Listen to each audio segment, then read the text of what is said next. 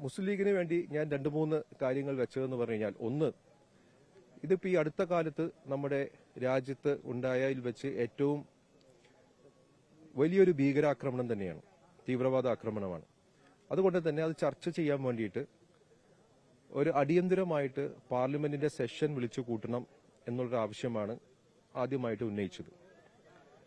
രണ്ടാമത്, ഇതേപോലത്തെ അടിയന്തരമായിട്ടുള്ള യോഗത്തിലെല്ലാം തീരുമാനമെടുക്കേണ്ടത് നമുക്കറിയാം നമ്മുടെ പ്രധാനമന്ത്രിയാണ്. പ്രധാനമന്ത്രി എന്തുകൊണ്ട് ഈ യോഗത്തിൽ സംബന്ധിച്ചില്ല എന്നുള്ളത് പ്രതിപക്ഷത്തിന്റെ ഒരു പൊതുവികാരമായിരുന്നു.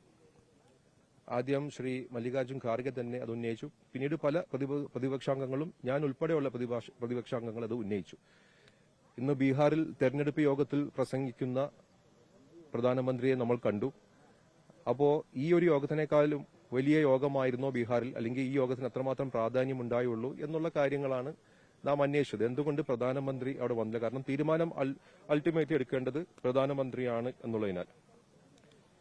പിന്നെ സാമൂഹ്യ മാധ്യമത്തിലെല്ലാം ഒരുപാട് മിസ്ഇൻഫർമേഷൻ ക്യാമ്പയിനുകൾ നടന്നുകൊണ്ടിരിക്കുകയാണ്. അത് ഇവിടെ വല്ലാത്ത രീതിയിലുള്ള സാമുദായിക സ്പർദ്ധ ഉണ്ടാക്കുന്ന രീതിയിലാണ് നടത്തുന്നത് എന്നുള്ളത് എല്ലാവരും പൊതുവികാരമായിട്ട് തന്നെ പറഞ്ഞു. അപ്പോൾ അത് തടയണം എന്നുള്ളതാണ്. അത് തടഞ്ഞില്ലെങ്കിൽ രാജ്യത്തിന്റെ ആ ഒരു സോഷ്യൽ ഫാബ്രിക്കിനെ തന്നെ വല്ലാത്ത രീതിയിൽ ബാധിക്കുന്ന തരത്തിലേക്ക് കാര്യങ്ങൾ പോകും. അപ്പോൾ ഈ സാമൂഹ്യ മാധ്യമങ്ങളുടെ ഈ തരത്തിലുള്ള ദുഷ്പ്രചരണങ്ങളെല്ലാം തടയണമെന്നുള്ള ഒരാവശ്യം എല്ലാവരും ഉന്നയിച്ചു. പിന്നെ ആഭ്യന്തരമന്ത്രി ഏകദേശം 2 ആഴ്ച മുമ്പ് കാശ്മീരിൽ പോയി അവിടുത്തെ സിറ്റുവേഷൻ എല്ലാം അവിടുത്തെ ഉദ്യോഗസ്ഥരുമായിട്ട് ചർച്ച ചെയ്തതാണ്. അപ്പോൾ ഈ 2 ആഴ്ചക്ക് ശേഷം ഉള്ള ഈ കാലയളവിൽ എന്തുകൊണ്ട് ഈ പറയുന്ന രീതിയിലുള്ള ഈ പ്രത്യേക ഗ്രൂപ്പിനെ കുറിച്ചിട്ടുള്ള ഒരു അസസ്മെന്റും നടന്നില്ലേ എന്നുള്ളത്, അത് ലോക്കൽ ഇന്റലിജൻസിന്റെ ഫെയിലർ ആണോ അല്ലെങ്കിൽ സെക്യൂരിറ്റി ഫെയിലർ ആണോ എന്താണെന്നുള്ളത്, എന്ത് തന്നെ ആയാലും നമ്മളുടെ സഹോദരിമാരുടെ എല്ലാം ജീവൻ നഷ്ടപ്പെട്ടിരിക്കുന്ന ഒരവസ്ഥ. അപ്പോൾ അതുകൊണ്ട് തന്നെ ഇതിനകത്ത് ഒരു അക്കൗണ്ടബിലിറ്റി വേണമെന്നുള്ളതാണ് എല്ലാവരും ആവശ്യപ്പെട്ടത്. ആ അക്കൗണ്ടബിലിറ്റി എന്ന് പറഞ്ഞു കഴിഞ്ഞാൽ അതിന്റെ മേലിൽ, ഈ പറയുന്ന സംഭവത്തിന്റെ മേലിൽ ഉത്തരവാദിത്തപ്പെട്ട ആളുകൾ ആരാണെന്നുള്ളതും, സർക്കാർ തലത്തിൽ ആ ഉത്തരവാദിത്തപ്പെട്ട വിഭാഗത്തെ അല്ലെങ്കിൽ ആളുകളെ എന്ത് നടപടിയാണ് എടുക്കുന്നത് എന്നുള്ളതെല്ലാം അടിയന്തരമായിട്ട് നമ്മളെ അറിയിക്കണം. എന്ത് തരത്തിലുള്ള അന്വേഷണവുമായിട്ടാണ് സർക്കാർ മുന്നോട്ട് പോകുന്നത് എന്നും രാജ്യത്തെ അറിയിക്കണം എന്നുള്ളതാണ് പിന്നീടൊരു ആവശ്യമുണ്ടായത്. പിന്നെ ഒരു കാര്യം ഉന്നയിച്ചതെന്ന് പറഞ്ഞു കഴിഞ്ഞാൽ, അവിടുത്തെ പട്ടാളക്കാരിലുള്ള റിക്രൂട്ട്മെന്റ് കുറവുള്ളത് കൊണ്ട് ഏകദേശം 1,80,000 വരുന്ന പട്ടാളക്കാരുടെ കുറവാണ് ഇപ്പോൾ സേനയിലുള്ളത് എന്നുള്ളൊരു റിപ്പോർട്ടുണ്ട്.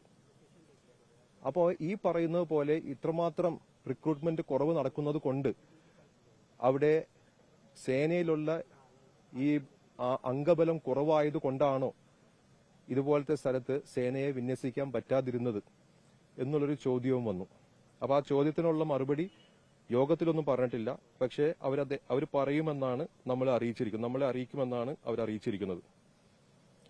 പിന്നെ നമുക്കറിയാം, കാശ്മീരിനെ സംബന്ധിച്ചിടത്തോളം ഈ ഒരു സംഭവം എന്ന് പറയുന്നത് അവിടുത്തെ ലോക്കലായിട്ടുള്ള കാശ്മീരികളായിരിക്കും ഏറ്റവും അധികം ബാധിക്കുന്നത്. കാരണം കാശ്മീരിനെ സംബന്ധിച്ച് വിനോദസഞ്ചാരം എന്നുള്ളതാണ് അവിടുത്തെ ഏറ്റവും വലിയ ഒരു റവന്യൂ കിട്ടുന്ന ഒരു മേഖല എന്ന് പറയുന്നത്.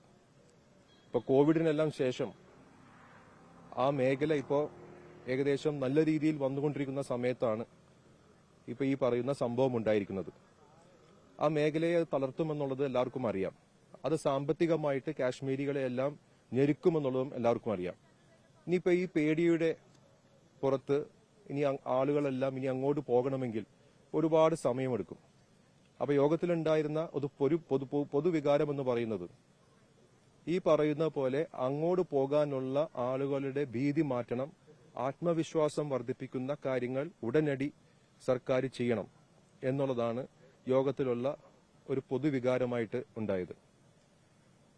പിന്നെ മാധ്യമങ്ങളിലെല്ലാം വരുന്നത് പോലെ മതത്തിന്റെ പേരിലാണ് അവിടെ കൊല ചെയ്യപ്പെട്ടത് എന്നുള്ളത് റിപ്പോർട്ട് ചെയ്ത് സമൂഹ മാധ്യമങ്ങളിലെല്ലാം വല്ലാത്ത രീതിയിലുള്ള ഒരു ചേരിതിരിവ് ഉണ്ടാക്കുന്നത് വലിയ രീതിയിൽ നമുക്ക് അപകടം ചെയ്യും എന്നുള്ളൊരു പൊതുവികാരവും അവിടെ വന്നു. നമ്മളിപ്പോ നമ്മുടെ രാജ്യത്തിന്റെ മുന്നോട്ടുള്ള പോക്കിൽ പ്രയാണത്തിൽ ആ രീതിയിലുള്ള ഒരു പ്രചരണവുമായിട്ട് മുന്നോട്ട് പോകരുത് എന്ന് ഇരുപക്ഷവും, അതായത് സർക്കാരും അതേപോലെ തന്നെ പ്രതിപക്ഷവും ഒറ്റക്കെട്ടായിട്ട് തന്നെ പറഞ്ഞു.